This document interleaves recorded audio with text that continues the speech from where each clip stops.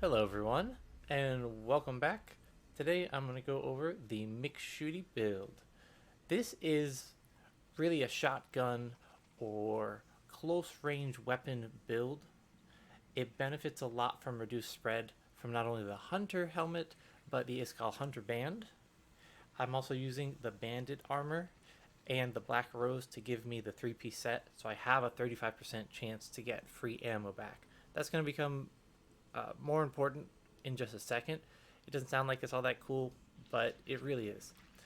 The Hunter's Halo is also giving us the ability to hit enemies from a little bit further away and still do normal weapon damage. So, look here. The ideal range for the Spore Bloom is 9 meters, now it's 15. The ideal range for the Sawed Off is 5 meters, so now it's 11. Not only do we have crazy projectile spread reduction, even more so if we crouch, but now I can actually do damage to an enemy without having to be right up in their face. So you're getting passive damage increases because more projectiles from the weapons, shotguns, etc., are going to hit a single enemy, and now you also have a longer range that you can stand away from them to do that damage.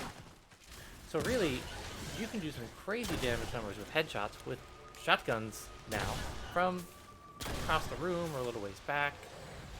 Not only that, I'll tell you a little secret.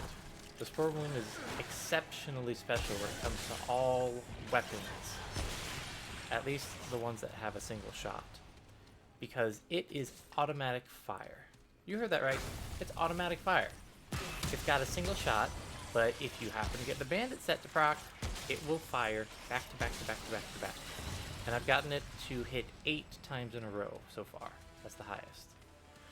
So an alternate build would be to put on the Gunslinger's Charm, the 3-piece Bandit set, and something like the Compulsion Loop for your second ring instead of the Hunter's Halo, which means you have to be closer to enemies to do your full damage, or even you can leave the Hunter's Halo on and take off the Iskall Hunter band.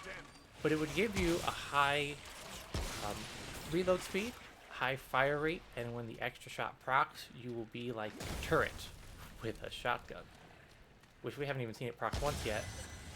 But when it does, there you go. You just melted whatever that was in your face. And again, that is unique among all single shot weapons. Only the Spore Bloom has that capacity. Plus, you can slow down enemies with it, so yeah, that's cool. You could do alternate builds on top of all of these, which some are technically better against different bosses, but we're not going to go into those because that's even more niche. The whole point of this build is I can shotgun things from across the room and actually do enough damage to kill them outright. Let's go find a boss and destroy his face.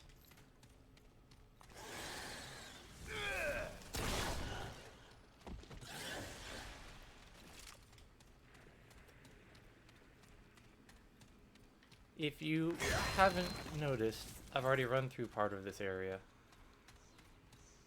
Just wanted to get a feel for a different build I was using before I switched back to this one to show you guys what it's all about.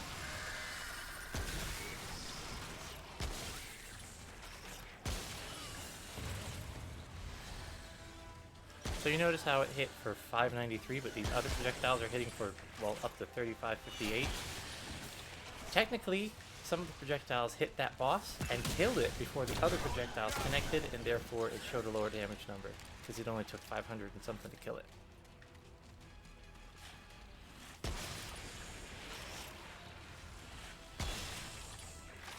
Now this build does have some drawbacks. Obviously, you're still using shotguns, so you have to get a little bit close to enemies. And if you don't get the proc for the Bandit set when you need it, you're really suffering for damage output. But it is incredible for being an alternate to a sniper build, where you want to do high damage to enemies, but not necessarily snipe them from across the room.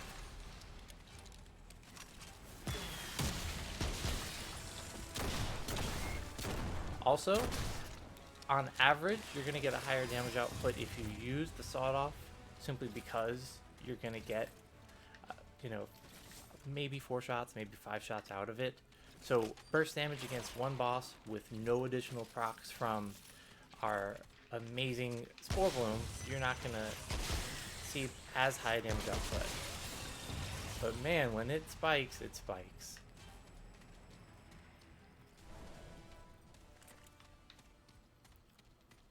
Something else to note, since I'm rambling on about build aspects and video game mechanics, technically the shotgun, the Spore Bloom shoots 12 different rounds.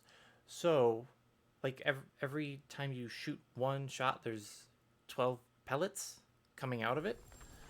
If you're standing far enough back, an enemy will register different damages for those pellets. So if you typically use it, you'll see some white numbers, you might see red numbers, you'll see some yellow numbers, kind of a mix, really a combination of different damages, because each of them is calculated separately for critical chance. And therefore, if you're using something like the Devouring Loop, you can actually get a decent damage bonus from it. Look at our crit chance right now, it's 30%. So we have an extra 5% from the Spore Bloom, that's 35%. And if we're using Hunter's Mark, that's also bumping it up, so we're getting 55%. Just for mathematical purposes, let's cut it down to 50, okay? That means we have a 50% chance to crit.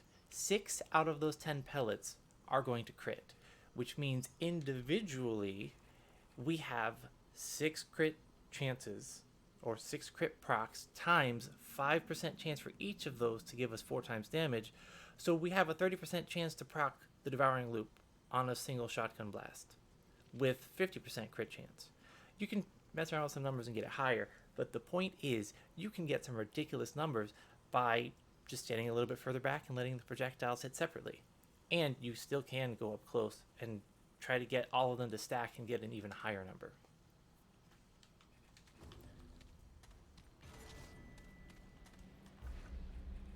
Never tried fighting this boss with this build, so we are going to experience whether or not it's going to work well pretty quickly. I'd say since it's not so difficult to hit him from range, I'd probably take off the Iskall Hunter Band and switch this out for something that's going to give us higher headshot damage. Thankfully we have a ring called Ring of Flawless Beauty.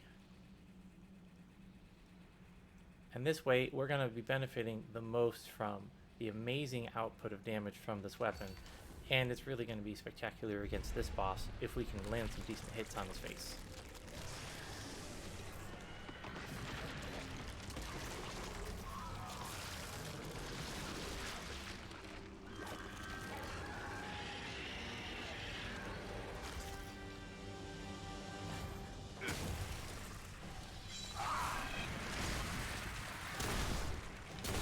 Wrong weapon.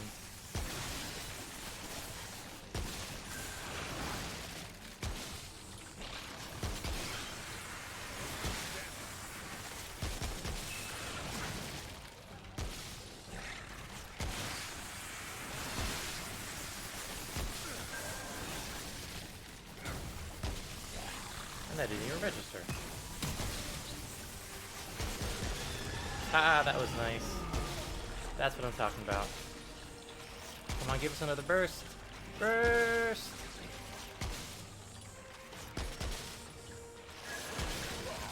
Ooh, that hurt.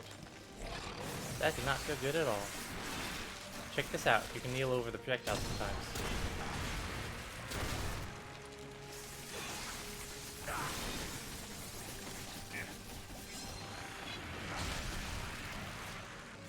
I'm actually kind of surprised we're doing so well against this boss, considering it usually kills me really quickly.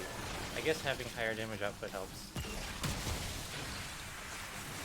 Coming from, please don't kill me now. See, I'm still standing a decent way back, but hitting him with good damage.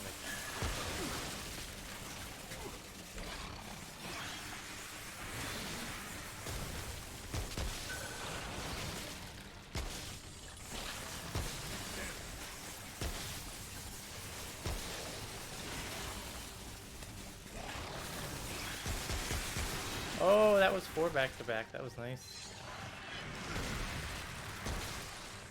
And look, I'm standing all the way over here, and I'm still getting that, what is it, 2238? Which I guess is the base damage that you're gonna get with the Borderlands.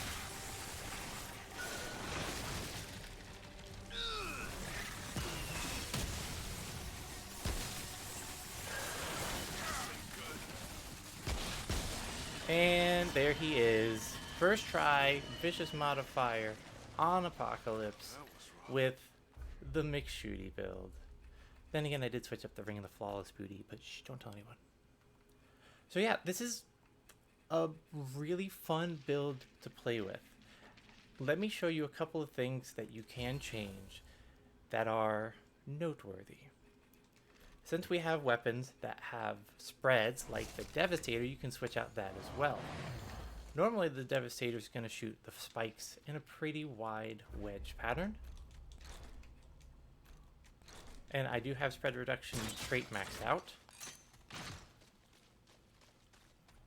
So you can see it's, you know, a decent distance between them all. That means if I'm shooting an enemy from over here and I'm trying to kill it, I'm maybe going to hit it with one projectile. Not really a good opportunity to capitalize on the damage output of this weapon unless there's a bunch of enemies that just happen to be spread out very particularly across the room. However, it shoots 5 spikes, so if you have something that reduces the spread of those 5 spikes, well, not only can you hit one enemy with them all, but you can headshot the enemy with some of them. So that the damage output of a weapon like Devastator goes up tremendously from this build as well. And in this case, you could switch off the Hunter's Halo for something that's a little bit higher damage oriented. I can't think of something that I usually use off the top of my head right now. You could do the Heartseeker, which is actually pretty fun. Being able to crit things, like a stealth crit build with getting a chance for ammo to come back to you, and additional headshot damage. Yeah, pretty nice. But really, this build is made for the Spore Bloom because of that automatic fire rate, the chance to get it to fire. I didn't even boost my reload speed or the fire rate using the Gunslinger's Charm, so it gets crazy high when you use that and other items. Like, I think there's not the Gunslinger's Ring, maybe it is the Gunslinger's Ring. Weapons swap speed plus 50% and fire rate plus 10%. That's one item that increases fire rate. And then we also have the Compulsion Loop Ring that activates after you kill something, gives you movement speed, fire rate, and melee speed. And then we have, last but not least, probably my least used ring in the entire game, Ring of the Mantis. Gives you a nice fire rate when you're standing still and a little bit more crit damage to boost. But honestly, I'm not going to be standing there with a shotgun. So that's it. Thank you so much for watching, and I hope you enjoyed this build showcase of the McShoot Me in the Face build, or McShooty for short.